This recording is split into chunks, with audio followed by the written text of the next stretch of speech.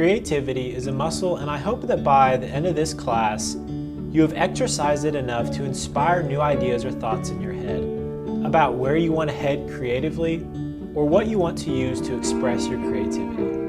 I know that back when I first started using the Adobe Mobile Creative Cloud, I didn't have a class or mentor. I had to learn things from scratch, how to edit things quickly and efficiently in order to keep up with clients, work, and fun.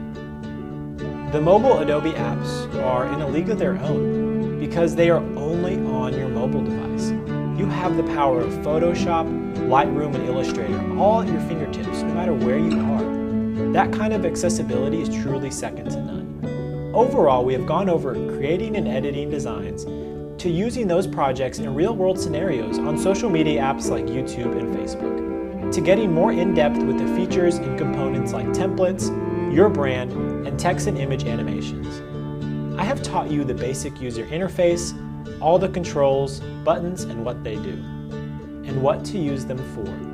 We went over combining icons and using stickers and videos to totally reshape the way a post is made on social media, as well as getting hired by more make-believe clients to test all we have learned into an application that is easy to follow.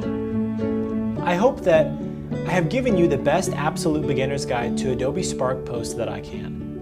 And I hope that I can continue to give all who follow, watch, or want more to stay connected by either following my social media accounts or following me on Skillshare. I'm working on 5 classes at the moment, and I'll be posting more in-depth stuff on Spark Post and more mobile apps and how to integrate multiple apps to create even more breathtaking projects. From social media posts to photo editing, video creation to augmented reality, I'm your teacher, Andrea Slaughter. Take care consistently.